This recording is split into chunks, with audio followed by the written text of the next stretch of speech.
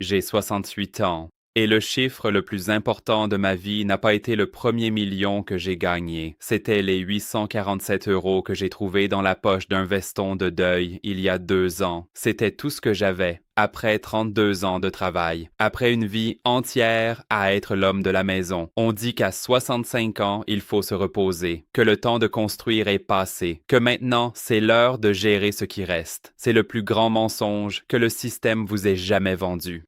Parce que j'ai appris, assis par terre dans ma chambre, en pyjama, à 11 heures du matin, un vendredi, que commencer à 66 ans, ce n'est pas du courage. C'est un avantage. Vous n'avez pas le temps de vous tromper par vanité. Vous savez déjà ce qui fonctionne. Et le marché paie cher exactement pour ça. En 14 mois, je suis passé de 847 € à mon premier million accumulé, sans héritage, sans chance, sans miracle. Si vous aussi vous avez décidé que votre meilleur chapitre financier commence maintenant, inscrivez-vous ici et laissez un commentaire avec votre âge. Construisons ça ensemble, parce que cette histoire n'est pas seulement la mienne. Pendant 32 ans, je suis rentré chez moi à 18 heures. Il n'y a pas grand-chose d'autre à raconter là-dessus. J'entrais par la porte, je posais le veston sur la chaise du salon, toujours la même chaise, du côté gauche de la table, je me lavais les mains, je dînais. C'était comme ça, tous les jours, 365 jours par an, multiplié par 32, et ça marchait. C'est ce que je pensais à l'époque. Ça marchait. La maison était debout, les enfants avaient été élevés, les factures étaient payées, du moins je le croyais, parce que je ne les avais jamais regardées. Laissez-moi vous expliquer ça. Dans le tiroir de la cuisine, sous le téléphone fixe que personne n'utilisait plus, il y avait une pile d'enveloppes en papier craft avec une petite fenêtre transparente, des relevés bancaires. Ils arrivaient chaque semaine par courrier. Ma femme les prenait, les ouvrait, réglait ce qui devait l'être, et je passais ma main par-dessus la pile pour attraper la télécommande de la télévision. Pendant 32 ans, ce n'était pas de la paresse. Je veux que vous compreniez ça. C'était une répartition des tâches que j'avais appelées mariage. Elle était l'organisée. Moi, j'apportais l'argent. Ça semblait juste. Ça semblait même généreux. Laisser quelqu'un qui savait gérer ça s'en occuper. Mais en réalité, c'était de la lâcheté habillée en partage des responsabilités. En 1998, elle est arrivée avec de la paperasse de la banque, un achat groupé pour un appartement. Pour la retraite, elle avait dit « J'ai signé sans lire ». En 2007, une assurance vie, j'ai signé. En 2015, une procuration pour qu'elle gère le compte toute seule. J'ai signé. Il y avait un stylo à billes bleues dans le porte-stylo en acrylique sur la table du salon. Je me souviens du bruit qu'il faisait. Clic, signé. Clic, signé. Je ne lisais même pas l'intitulé du document. Chaque signature était une partie de ma propre vie financière que je remettais sur un plateau, et j'appelais ça de la confiance. Le problème n'était pas que je n'avais pas d'argent. Le problème, c'est que je n'avais jamais développé aucune relation avec lui. Le 15 septembre 2020, mes collègues ont fait un gâteau dans la salle de réunion. Un gâteau aux carottes avec un glaçage au chocolat. Je suis parti en portant un bouquet de fleurs artificielles et un cadre avec ma photo encadrée. Dans la voiture, sur le chemin du retour, j'ai pensé « j'y suis arrivé ». Comme si 32 ans de travail avaient été une traversée et que j'avais enfin posé le pied sur la terre ferme. Ce n'était pas la terre ferme, c'était du sable, mais je ne le savais pas encore. Je suis rentré chez moi, j'ai accroché le cadre au mur, dîné, dormi. Le mois suivant, la pension de retraite est tombée sur le compte. C'était moins que ce que j'espérais. Beaucoup moins. J'ai regardé le chiffre une fois. J'ai fermé l'application. Je lui ai demandé si tout allait bien. Elle a dit que oui, je l'ai cru. Parce que j'avais besoin de le croire. Parce que poser la vraie question aurait été admettre que je ne savais pas. Et après 32 ans à être l'homme de la maison, ce n'était pas un aveu que j'étais prêt à faire. Alors je n'ai pas demandé et elle n'a rien dit.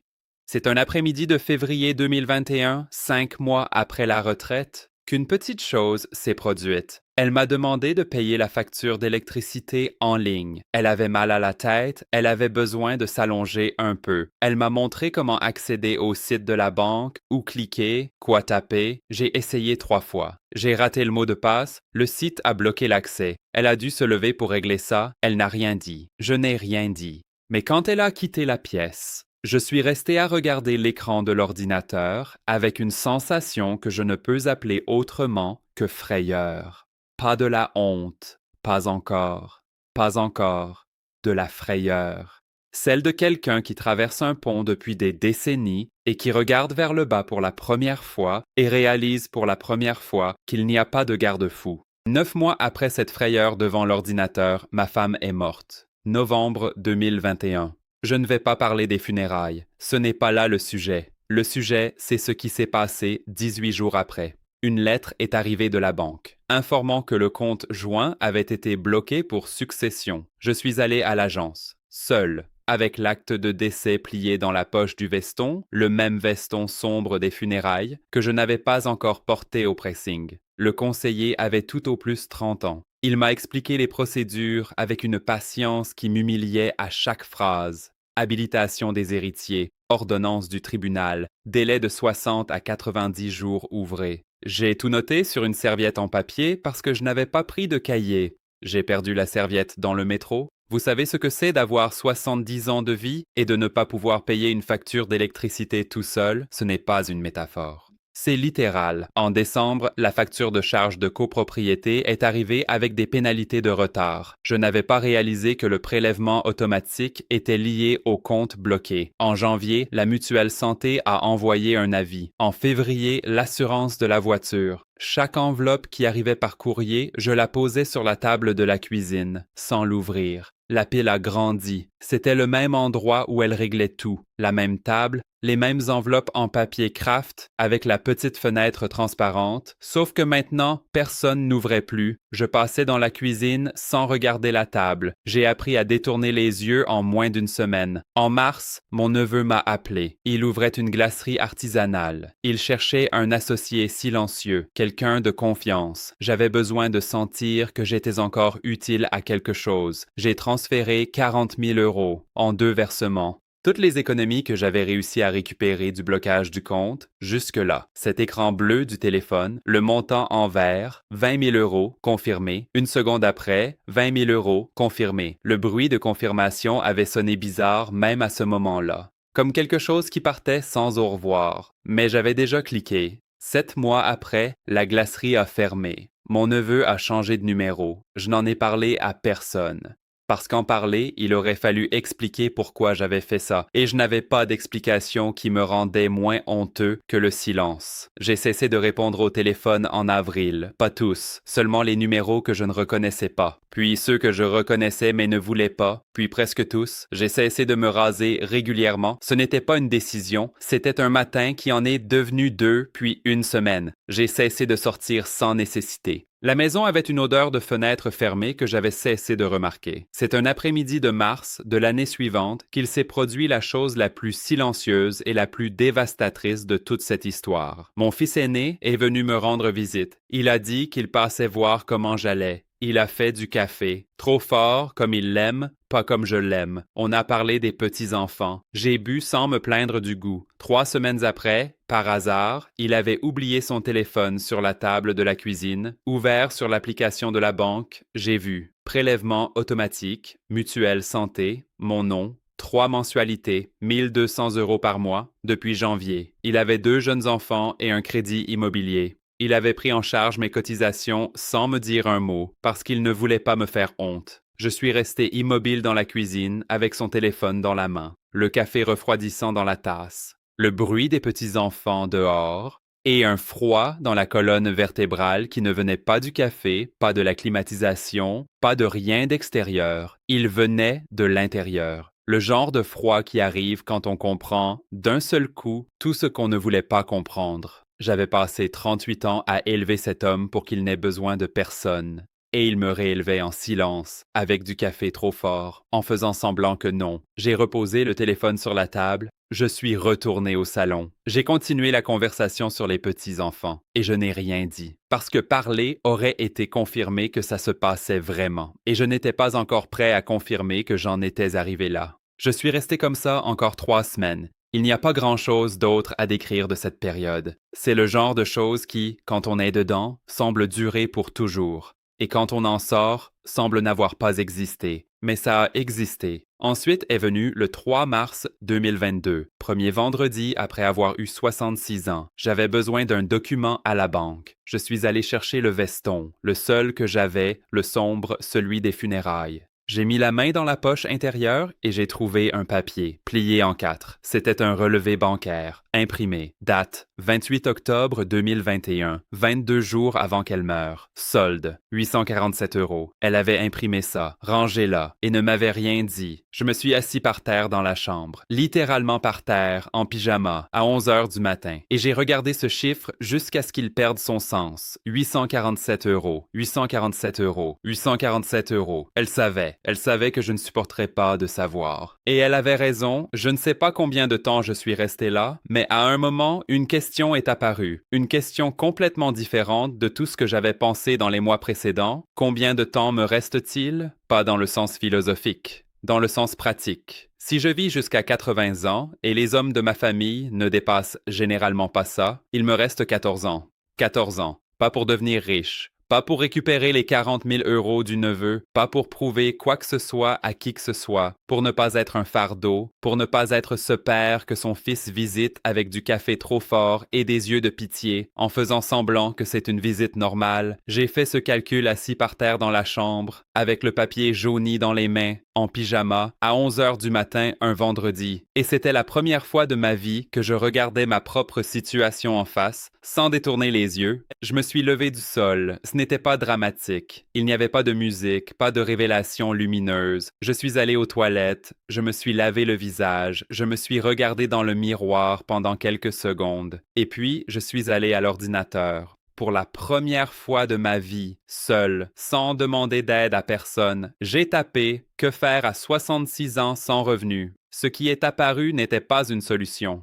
C'était une question en retour, sur une de ces pages de coaching qu'on ferme normalement en 3 secondes. Qu'est-ce que vous savez faire qu'on paierait pour apprendre? Je suis allé à la cuisine. J'ai pris le seul cahier qui se trouvait dans la maison, son cahier de recettes, celui avec la couverture fleurie, avec les pages un peu grasses sur les bords. À l'intérieur se trouvait le stylo rouge qu'elle utilisait pour rayer les ingrédients qu'elle avait déjà à la maison. J'ai ouvert à une page au hasard. Recette de gâteau de semoule de maïs. Et j'ai commencé à écrire de l'autre côté. 32 ans de procédure d'autorisation d'infrastructures publiques. Des démarches que les nouveaux du secteur ne savent pas conduire et n'apprendront dans aucune formation. Des relations avec des fonctionnaires d'autorité administrative qui prennent des années à construire. Un savoir technique qui sortait littéralement de la circulation avec ma génération parce que personne n'avait pris la peine de nous demander ce qu'on savait avant de nous mettre à la retraite. J'ai tout écrit avec son stylo rouge, en dessus de la recette de gâteau de semoule de maïs. Et quand j'ai terminé, j'ai relu ce que j'avais écrit. Ce n'était pas un CV, c'était un inventaire. Et pour la première fois depuis des mois, peut-être depuis des années, je ne me suis pas vu comme quelqu'un qui avait raté le coche. Je me suis vu comme quelqu'un qui avait quelque chose que le monde n'avait pas encore fait payer au juste prix. La différence entre les deux semble minime quand je le dis comme ça. Elle ne l'est pas, c'est tout. J'ai créé mon auto-entreprise en avril. J'ai fait une carte de visite sur un site gratuit. J'ai envoyé un message à 3 anciens collègues en disant que j'étais disponible pour du conseil. Le troisième a répondu le même après-midi. Une entreprise privée. Un dossier d'autorisation bloqué depuis 8 mois. Il cherchait quelqu'un qui connaissait la procédure de l'intérieur. J'ai réglé ça en une après-midi de visioconférence. La semaine suivante, la notification est arrivée sur le téléphone. 800 €. Je suis allé aux toilettes. J'ai fermé la porte. Je me suis assis sur le bord de la baignoire. Et je suis resté à regarder ce bruit de confirmation pendant presque 10 minutes. Le même bruit qui avait sonné faux quand j'avais transféré les 40 000 € au neveu. Sauf que cette fois, il sonnait différemment. Il sonnait comme quelque chose qui arrivait. Pas qui partait. Dans les mois qui ont suivi, il ne s'est rien passé d'extraordinaire. C'est ce que les gens ne comprennent pas quand ils entendent la partie du million. Ils imaginent un retournement. Un moment, cette scène de film où la musique enfle et le personnage lève les bras. Ce n'était pas comme ça. C'était un lundi matin où je me suis réveillé à 7 heures sans réveil pour la première fois depuis 2 ans parce qu'il y avait quelque chose à faire. C'était une proposition que j'ai mis 3 jours à rédiger parce que je voulais qu'elle soit juste. C'était un client qui en avait recommandé un autre, qui en avait recommandé 2 autres. C'était apprendre à utiliser un tableur à 66 ans avec le même entêtement qu'il m'avait fallu pour apprendre à utiliser le filtre à café après qu'elle soit partie. En juin 2023, 14 mois après ces 800 euros, je me suis assis dans la cuisine un mercredi matin avec son cahier de recettes sur la table. J'ai ouvert à la page du gâteau de semoule de maïs. À côté de ma liste de compétences écrite au stylo rouge, j'ai commencé à additionner. Contrat signé, une participation dans 2 entreprises d'anciens clients qui m'avaient proposé des parts en capital plutôt que des honoraires, et j'avais accepté parce que j'avais appris que la valeur ne vient pas toujours en argent immédiat. L'appartement en province que j'avais acheté comptant en décembre, total 10 000 euros. J'ai écrit le chiffre en dessous de la recette de gâteau de semoule de maïs, avec le même stylo rouge, avec l'écriture tremblante que ma main droite a quand elle a froid. Ça ne semblait pas être un moment historique. Ça ressemblait à un matin normal, et j'ai réalisé, à cet instant, que c'était précisément là le point. Laissez-moi vous dire une chose que personne ne vous dira. Commencer à 66 ans n'est pas un désavantage déguisé en courage. C'est un véritable avantage, et je peux vous le prouver. Vous n'avez pas le temps de miser au mauvais endroit. Ça vous rend plus précis que n'importe quel jeune de 30 ans qui a des décennies devant lui pour se remettre de ses erreurs. Vous n'avez pas besoin de construire une réputation de zéro. Vous en avez déjà une. Vous n'avez pas besoin d'apprendre le secteur. Vous êtes le secteur. Et les cicatrices, les 40 000 euros perdus, le fils qui payait ma mutuelle, la serviette perdue dans le métro avec les notes de la banque, ces cicatrices sont votre avantage concurrentiel parce qu'elles vous ont appris à ne pas gaspiller, à ne pas faire confiance sans vérifier, à ne pas déléguer ce qui ne peut pas l'être. Aucun MBA n'enseigne ce que l'humiliation enseigne. Le marché ne veut pas votre jeunesse. Il veut ce que vous savez. Et vous savez plus que vous ne l'imaginez. Seulement personne ne vous a jamais demandé le prix. Aujourd'hui, chaque semaine, je m'assieds avec un groupe de retraités, des hommes et des femmes entre 62 et 74 ans. Je pose toujours la même question. Qu'est-ce que vous savez faire qu'on paierait pour apprendre? Je vois le regard vide, le même que j'ai dû avoir à la banque avec l'acte de décès dans la poche, mais je vois aussi le moment où ce regard change. Quand quelqu'un cesse de se voir comme quelqu'un qui a raté le coche et commence à se voir comme quelqu'un qui n'avait pas encore commencé. Ce moment vaut plus que n'importe quelle somme que je reçoive pour ça. Le relevé de 847 euros est toujours avec moi. Plié en 4, dans son cahier de recettes, entre le gâteau de semoule de maïs et la liste au stylo rouge. Le papier est maintenant bien jauni. L'encre thermique a presque disparu. Le chiffre se lit à peine, mais je sais ce qui est écrit. Je le montre parfois à mon groupe.